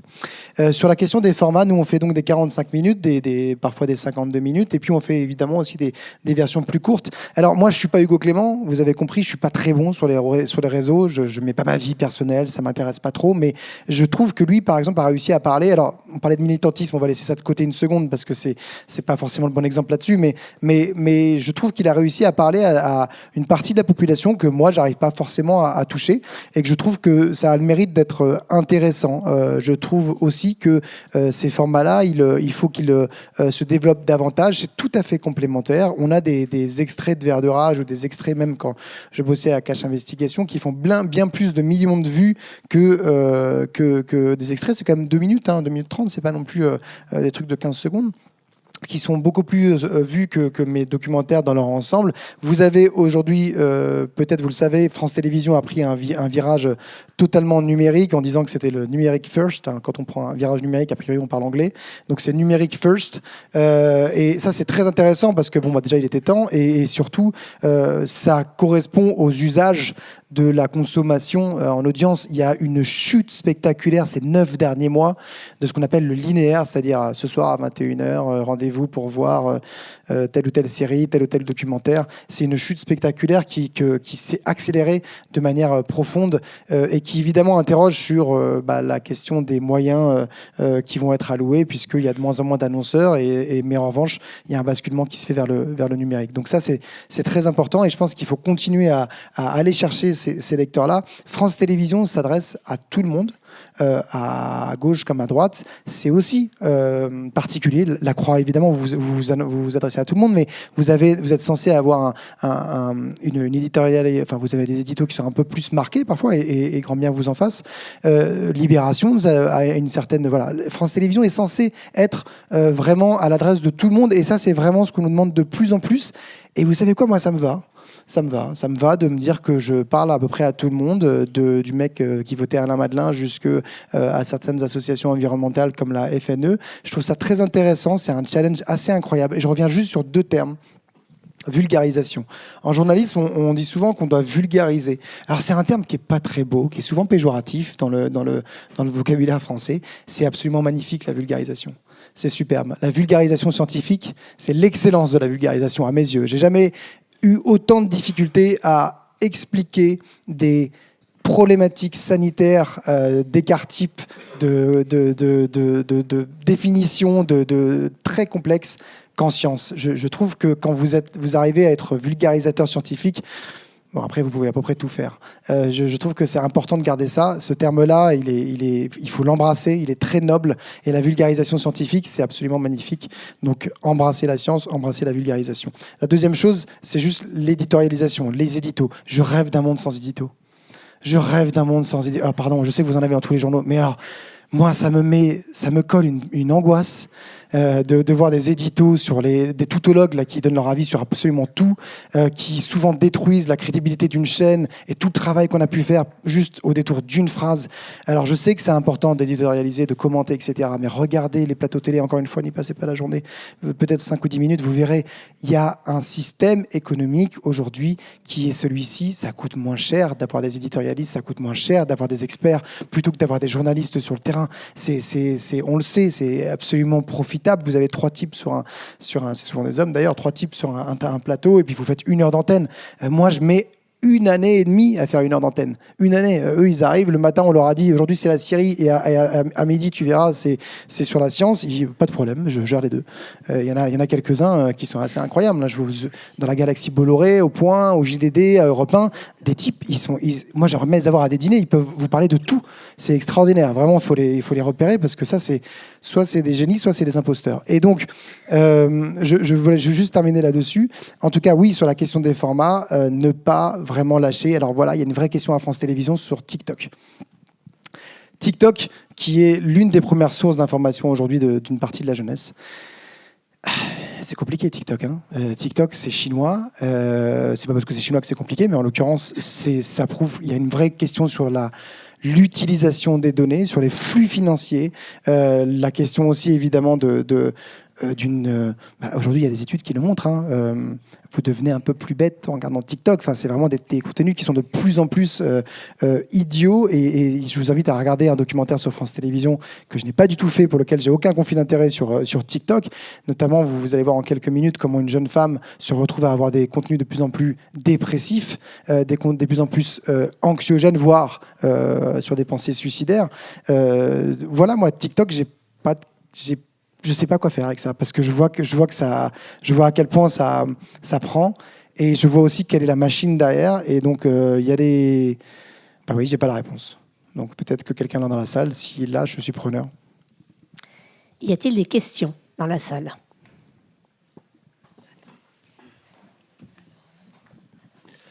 Bonjour, c'était passionnant. Merci beaucoup de me donner le micro. Je m'appelle Xavier Eutrope, je suis journaliste à la Revue des Médias. Et j'avoue que j'ai eu un petit moment de malaise pendant la discussion, que j'ai trouvé donc encore une fois passionnante, puisque j'ai cru comprendre dans une tournure de phrase que vous pourriez imputer un peu l'attitude de certains climato-sceptiques à cause des journalistes militants. J'ai un peu compris ça, d'entre les lignes. Et je trouve que c'est une pente glissante. Personnellement, parce qu'effectivement, vous avez parlé du Hugo Clément. Moi, c'est pas trop ma tasse de thé, j'avoue. Je suis pas fan. Mais je pense que quand on essaye de faire sortir des récits qui ne sont pas justement trop alignés avec tout ce qui est productiviste et ainsi de suite, c'est bien d'avoir un petit peu de radicalité. Alors, est-ce que c'est une radicalité réelle ou est-ce que c'est une radicalité jouée pour... Bon, c'est une autre question. Par ailleurs, moi, je suis un peu perdu par rapport à tout ça parce que je ne sais pas si vous avez vu, mais la semaine dernière, à l'Assemblée nationale, il a été beaucoup question d'Hugo Clément à travers la commission d'enquête sur la neutralité du service public. Et j'avoue que c'est très compliqué de se situer dans un paysage où vous avez Géraldine Voessner du Point qui rentre dans l'art de toutes celles et ceux qui ont une analyse un peu technocritique ou économico-critique de la situation. Et j'avoue que moi je pense être intelligent, mais parfois je suis un peu perdu face à tout ça. Et je ne suis pas climato-sceptique, je suis juste... qui me dit la vérité en fait? C'est compliqué. Merci monsieur. Tu veux répondre? Non. Alors, Hugo Clément. Compliqué pour moi de répondre parce que d'abord on est un peu sur les mêmes créneaux parfois. Moi je suis un peu le Hugo Clément du pauvre, c'est-à-dire qu'en fait j'ai pas évidemment toute la puissance médiatique qu'il a et donc j'ai pas du tout envie de paraître pour celui qui a une quelconque jalousie ou quoi que ce soit de concurrence. C'est pas le cas. Il est sur un créneau qui n'est pas le mien. Attention, j'ai pas dit que le climato-sceptisme était alimenté par certains journalistes militants. Le climato-scepticisme, en tout cas ceux qui dénient la réalité, ça, quel que soit le discours, il n'a pas besoin de quoi que ce soit. Je vois simplement dans ma pratique quotidienne que les positions militantes de certains journalistes, parfois abusives, sur des conclusions scientifiques hâtives. On parlait tout à l'heure de ce que tu disais sur le néonicotinoïde, peut entraîner une forme de radicalité en face. Et c'est quelque chose qui est connu depuis la nuit des temps. Vous avez une radicalité en face, vous vous radicalisez encore plus. Et donc, je dis juste qu'il faut... Et t'as vu, j'ai commencé avec l'extrême droite. Hein. Je sais où est l'influence et où est le discours dominant, etc. En revanche, je dis attention à nous. On gagnerait à ajouter de la nuance. On gagnerait... Non, c'est pas une question de radicalité, c'est une question d'objectivité journalistique. On gagnerait à être suffisamment d'ajouter de la nuance pour aussi parler à un plus grand nombre. Il y a un problème avec Hugo Clément, c'est qu'une partie de la population ne l'écoute même plus. Mon cousin, qui est dans le Cantal, il écoute France Inter tous les jours, il ne peut pas voir Hugo Clément. Mais je lui dis, mais il dit des choses vraies pourtant. Mais le simple fait qu'il prenne la parole, il ne l'écoute même plus. Ça, moi, je ne veux jamais tomber là-dedans. J'aimerais bien que toute ma vie, on se dise, bon, lui, je ne l'aime pas trop, mais je vais quand même l'écouter un peu, on ne sait jamais, sur un malentendu. Je trouve que quand on arrive à ce niveau-là, bah quand même, je pense qu'il faut s'interroger. Quand on est journaliste, quand on est militant, c'est autre chose. Être militant n'est pas une insulte. C'est formidable d'être militant. Il y a des militants de toute cause, et heureusement qu'ils sont là. Est-ce qu'on peut être journaliste et militant ? C'est un grand débat qu'on pourra avoir peut-être pour une autre session. En tout cas, je trouve que la question de la nuance, du contradictoire et parfois d'un discours qui permette aussi de voir davantage que certains biais idéologiques me paraît importante à suivre. Je ne dis pas que c'est la seule raison, mais je vois vraiment dans ma pratique de tous les jours des gens qui ne sont pas du tout climato-dénialistes, qui ne sont pas du tout perdus pour la cause en haut, mais qui ont l'impression que souvent on leur dit... on exagère les choses. Et de l'autre côté, Géraldine Vosner, formidable exemple. Géraldine Vosner, elle passe son temps à critiquer mon travail. Donc je vois très bien de quoi tu parles. Géraldine Vosner, j'ai été le premier à parler du cadmium en 2021 dans les engrais phosphatés. Elle est sortie, elle a repris mot pour mot les communiqués, ou en tout cas la pensée de l'industrie des engrais phosphatés. Mais je le sais parce que pas de chance pour elle. J'avais des sources en interne dans ces grands groupes, Roulier, qui est l'une des plus grandes richesses françaises, gros vendeur d'engrais phosphatés. J'avais une source qui me disait « Regarde les éléments de langage qui vont sortir ». Et c'était les mêmes. Donc, en fait, je vois très bien aussi ces forces à l'œuvre. Je vois très bien ce qui se passe. C'est pour ça que je te dis que moi, je suis coincé, et tu l'as un peu signifié, entre deux mouvements. Et le mouvement d'extrême droite qui a tout intérêt à alimenter ce climato-scepticisme pour un agenda politique. Et puis un autre qui peut-être se radicalise, je ne sais pas si c'est l'œuf ou la poule, mais qui va peut-être un peu trop loin face à ça. Je pense qu'il faut pouvoir rester le plus objectif possible, se rappeler des principes journalistiques, du contradictoire, du temps de parole, de la nuance, du respect du temps de réponse que tu vas donner, etc. Et je trouve très important. Dans mon travail, j'ai eu la chance extraordinaire, c'est que tous mes documentaires sont revus 3 fois par le service juridique. C'est très important. Je ne sais pas si c'est le cas de beaucoup, mais nous, j'ai toujours eu ça comme ligne, et je peux vous dire que parfois, ça un coup. Pardon. Vous vous retrouvez tout d'un coup à avoir dit quelque chose qui est diffamatoire, sans même vous en être rendu compte, juste parce que vous êtes dans un biais idéologique. Et ça, je trouve ça intéressant micro. Tu as dû dire des choses qui n'allaient pas. Il a été... 1, 2. Pour compléter ce que tu viens de dire, nous, à l'ACRAN, on s'est posé la question de savoir est-ce qu'on était militant. On a dit non. Sur l'enjeu écologique, on n'est pas militant, mais on est engagé. Et on est engagé dans la perception que, effectivement, tout est lié, que nous, évidemment, avec notre ligne éditoriale donc, qui s'enracine, je dirais, à un christianisme d'ouverture, donc on est très soucieux de l'humain. L'humain, c'est en premier. Et l'humain, on se rend compte que voilà, c'est la nature, le végétal, l'animal. On se rend compte que le vivant, peut-être par rapport à une certaine lecture du christianisme qui était très focalisée sur l'homme, eh bien aujourd'hui, on se rend compte qu'il faut vraiment regarder le vivant en tant que tel et que ça nourrit de façon extrêmement féconde ensuite le regard qu'on peut avoir sur la vie. Puisque l'enjeu de tout ça, c'est quand même la vie. C'est de qu'est-ce qu'on en dit de la vie et comment on se dit que la vie, c'est généreux, c'est l'ouverture. Et donc, on est engagé pour la vie, on est engagé pour cette approche de l'écologie qui va nous faire expliquer, raconter pourquoi tout est lié. Mais l'un des modes de traitement qu'on ne souhaite pas utiliser, c'est faire peur. Et ça, c'est très simple, c'est parce que les neurosciences sont claires là-dessus. Quand vous faites peur aux gens, ils reculent, ils mettent la tête sous le sable, ils s'enfuient. C'est normal, c'est un réflexe depuis le temps où on était face aux tyrannosaures. Et donc, je ne crois pas qu'on était en même temps que les tyrannosaures. Excusez-moi. Mais en tout cas, le tigre des cavernes ou je ne sais pas quoi. Voilà. Bon, il y avait qu'un truc à faire, c'était de partir en arrière. Eh ben, on a gardé ça, cette espèce de réflexe. Donc, les infos, et à un moment, c'était quand même ça aussi, les méga-feux, etc. Eh ben, les infos qui cherchent à faire peur, c'est pas une bonne idée. Il faut plutôt, nous, on privilégie plutôt des récits qui vont prendre les gens, qui vont prendre des situations tout près des gens. Il y a un sujet qui est extraordinaire en ce moment, je ne sais pas si tu l'as traité, mais c'est vraiment le sujet des sols argileux et la façon dont un certain nombre de maisons partout en France sont en train d'avoir des fissures qui se développent.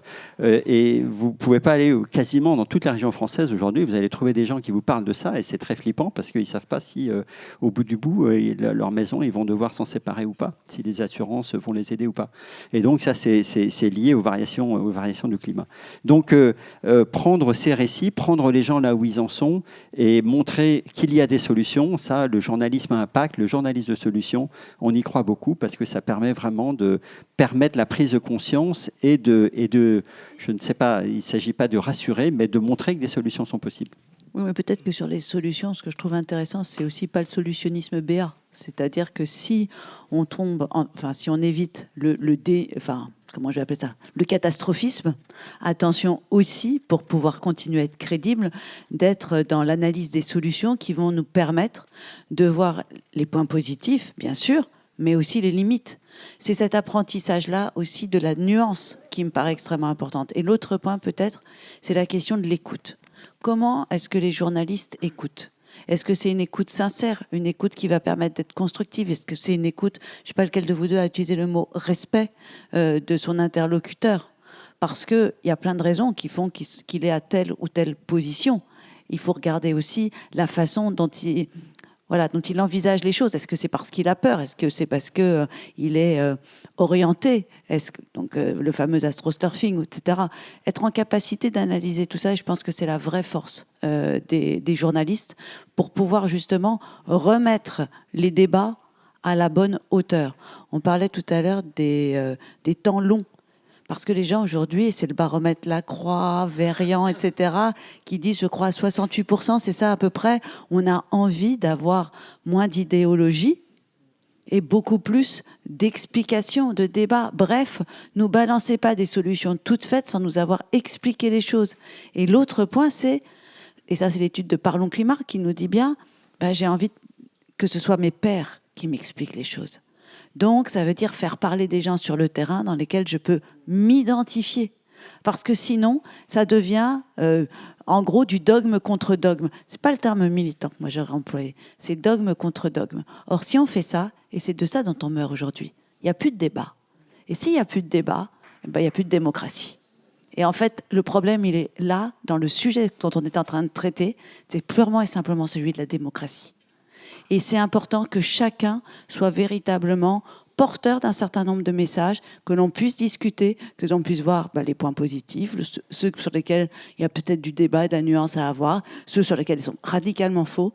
Et je pense que ça, c'est de nous réapprendre, et surtout en école de journalisme, c'est important, de réapprendre de l'art de la critique constructive et de l'échange constructif. Voilà. On a une question. Voilà. Freddy Moulongo, journaliste indépendant. Ma question est vraiment par rapport au pluralisme médiatique en France. Parce qu'on a l'impression que la France est en train de suivre le chemin des États-Unis, où il y a une concentration des médias entre les mains de quelques-uns, des gens les plus friqués. Et on se pose la question par rapport à la libération des ondes qui a eu lieu avec François Mitterrand en 1981. Alors, ma question est toute simple à M. Ploquin de Lacroix. Je voulais savoir, vous avez parlé beaucoup de Lacroix, je voulais savoir quel est le poids de l'Église catholique dans tout ce que vous faites.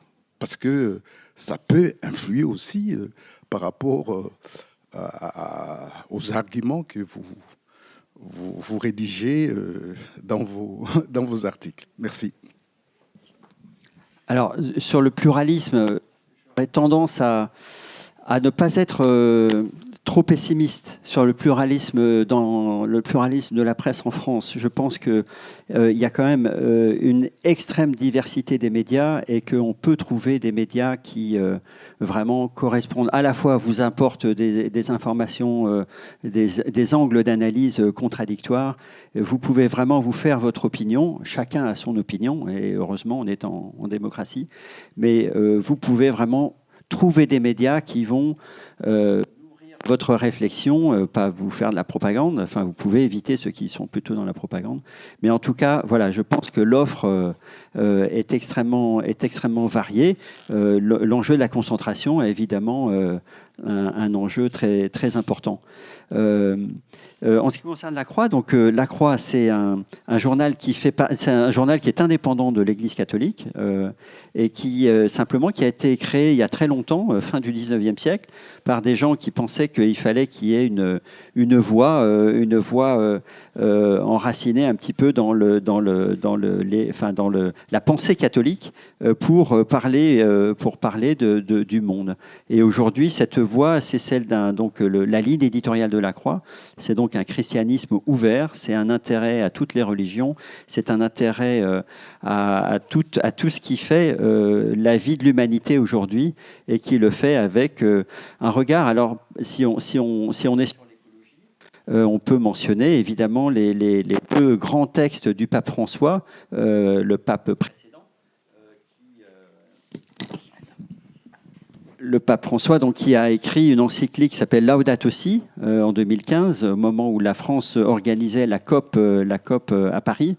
Et ce texte du pape François, donc, justement, était vraiment dans cette idée que tout est lié. Et que donc il faut vraiment prendre la création, avoir un immense respect pour la création, et que l'homme doit prendre soin de la création, et qu'avec un peu de chance, la création prendra aussi soin de l'homme. Et il a écrit un autre texte ensuite qui était vraiment sur le climat. Et ce qui était très intéressant, c'est que ce sont deux textes qui ont été préparés avec des scientifiques extrêmement pointus. Donc vraiment, ces textes-là étaient fondés sur la science, et c'est à partir de ces constats de la science qu'il y avait une réflexion philosophique ou théologique sur la vie aujourd'hui. Voilà, donc un journal indépendant et ouvert. La Croix. Bonjour, moi je suis Marion Zazera, je suis enseignante, je suis venue avec une quarantaine d'élèves de première et de terminale. Et la question se pose très souvent en classe. Donc c'était notamment pour vous, vous évoquiez tout à l'heure les solutions, les limites qu'on peut avoir dans les solutions qui pouvaient exister face au changement climatique, etc., ne pas être catastrophiste.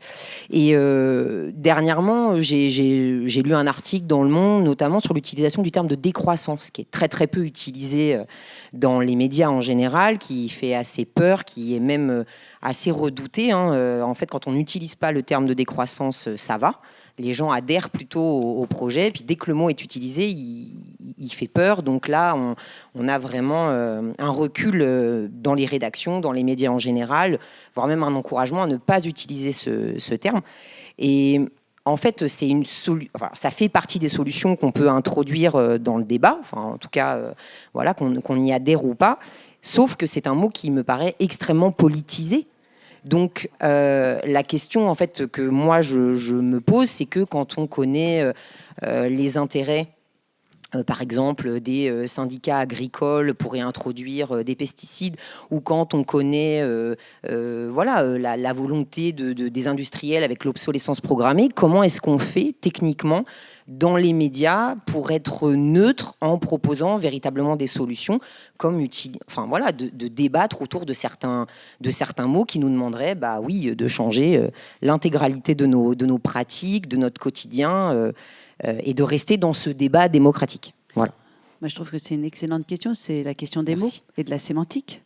Écologie, on a vu tout à l'heure. Je peux vous parler de nature versus culture. Je peux vous parler de RSE, je peux vous parler de développement durable, vous venez de parler de décroissance, mais c'est parce qu'il y a quelque chose qui est projeté à travers un certain nombre de mots et qu'à partir de ce moment-là, tout le monde ne possédant pas nécessairement le bagage de connaissances pour pouvoir le regarder en dehors d'un prisme, j'allais dire politique, ça pose question. Je vais vous raconter une histoire. Si on parlait de sobriété, vous en pensez quoi ? Je peux vous parler d'une campagne excellente. Pour tous ceux qui ne l'auraient jamais vue, je vous invite à aller la regarder. C'est la question donc c'est une campagne sur la sobriété matérielle. Posons-nous les bonnes questions avant d'agir. C'est une question pub, c'est une pub, mais vous allez voir, vous allez comprendre. En 2023, on diffuse notre publicité pour inciter à la sobriété matérielle. Donc, on se pose les bonnes questions avant d'acheter. Quand elle est lancée, tout va très bien. Une semaine après, c'est la déferlante parce qu'il se trouve que, justement, il y a quelqu'un d'assez atypique qui vous aide à vous poser les bonnes questions, qui s'appelle le dévendeur. Ce qui va se passer, c'est que dans les journaux, on va avoir plus de 500 articles en moins de 4 semaines, alors qu'on est proche de Noël. Autant vous dire que, je ne me suis pas ennuyée parce que dans mon service aussi, on gère les campagnes. Vous voyez ça, ma main droite et ma main gauche. Mais c'était passionnant, parce que rien que ce terme de sobriété, il a interpellé tout le monde, jusqu'au plus haut niveau, je ne vous le cache pas, puisqu'il y a une bagarre entre le ministre de la Transition écologique de l'époque et le ministre de l'Économie de l'époque, Christophe Béchu versus Bruno Le Maire.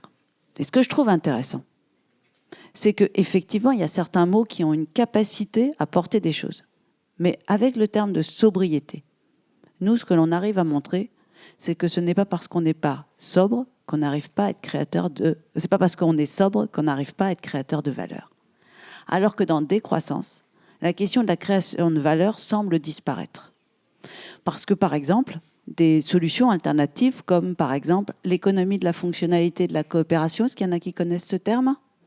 Non, ce n'est pas grave, je vais vous expliquer. L'économie de la fonctionnalité et de la coopération, c'est qu'aujourd'hui, nous sommes dans une économie linéaire fondée sur la vente en volume.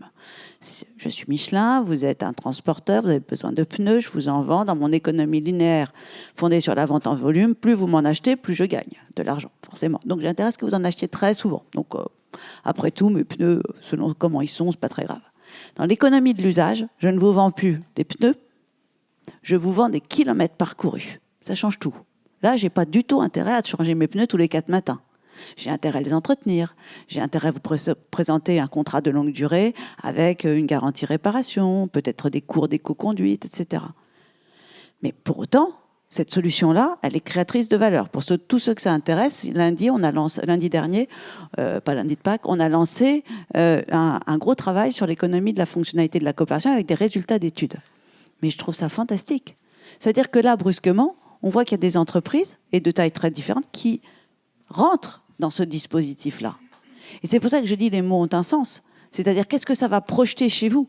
Est-ce que l'idée, c'est d'employer un mot parce qu'il vous paraît être le plus fort possible et qui va interpeller ?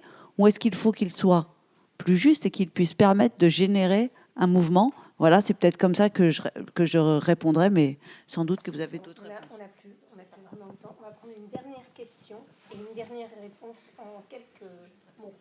Je vais essayer d'être court du coup. Bonjour, Manon Chollet, du coup médiatrice scientifique au Muséum d'Orléans. Donc merci pour les compliments sur mon métier tout à l'heure.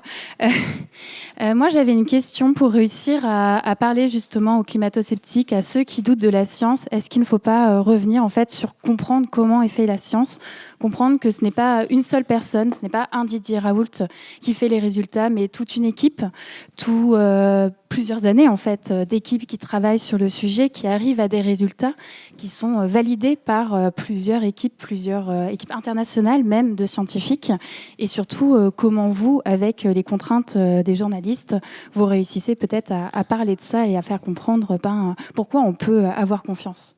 Nous, on déteste le doute. En tant que journaliste, c'est une déformation professionnelle. La science place le doute avant toute chose. Vous verrez jamais un scientifique qui dit « je suis sûr à 100% de mes conclusions ». Ça n'existe pas. Il y a toujours une dose de probabilité, d'association. C'est formidable la science. Pour ça, c'est le royaume de la nuance. sauf effectivement certains que vous venez de citer. Donc oui, il faut qu'on revienne à comment fonctionne la science, mais dans le monde actuel, la science qui va dire on pense que c'est ça, on n'en est pas sûr, mais on pense que c'est ça, on commence à voir cela, elle est très difficilement audible parce qu'on veut des certitudes, on a besoin de certitudes. Et donc parfois, effectivement, les scientifiques... on aimerait qu'ils soient un tout petit peu, non pas engagés ou radicaux, mais en tout cas qu'ils aient un discours un peu plus certain, parce qu'on peut imaginer, par exemple, que, je ne sais pas moi, quand on sait que le cadmium est cancérigène, on peut imaginer, depuis 1993, on peut imaginer qu'en 2026, on puisse dire, oui, ça crée des cancers. Voilà, on a le recul nécessaire. Mais ce que vous dites est fondamental. Dans une société qui déteste le doute, la science, malheureusement, n'a pas forcément les clés pour y répondre, car elle est elle-même, non pas fabrique de doute, mais fabrique d'incertitude. Les meilleurs scientifiques sont ceux qui ont rarement une réponse figée et définitive. Ce qui s'est passé pendant le Covid était en ce sens-là exceptionnel. Vous aviez un conseil scientifique qui disait on n'est pas sûr. On n'est pas sûr de comment ça se transmet. On n'est pas sûr si c'est dans l'air, si c'est dans le toucher. On a des certitudes. Et vous avez Didier Raoult qui est arrivé. Moi, je vous le dis, c'est l'hydroxychloroquine et tout va bien se passer. Qui a émergé du débat ? C'est pas Delfrécy, c'est Didier Raoult. Et donc, je trouve quand même que nous, en tant que société, en tant que citoyens, en tant que médias, il faut qu'on arrive à se poser la question de comment ressortir cette nuance scientifique et d'éviter de donner la parole à des simplificateurs, des mauvais vulgarisateurs, pour le coup. Alors, juste 30 secondes, mais pour rebondir sur ton propos, le rapport du journaliste au doute, je pense qu'il est fondamental. C'est-à-dire, effectivement, on a besoin de simplifier, on est là pour faire de la pédagogie, donc on simplifie. Mais même quand on simplifie, on doit garder en nous aussi, journalistes, le doute et la capacité de savoir qu'on n'aura jamais la phrase parfaite. C'est très important. Et voilà. Et je pense que ce qui nous fait avancer, nous, journalistes, c'est la curiosité. Et donc, c'est vraiment cette qualité aussi qu'il faut travailler chacun de notre côté. Bien, on vous remercie. Que la curiosité vous permette d'accompagner l'incertitude qui n'est pas prête de s'arrêter. Et bon courage à tous.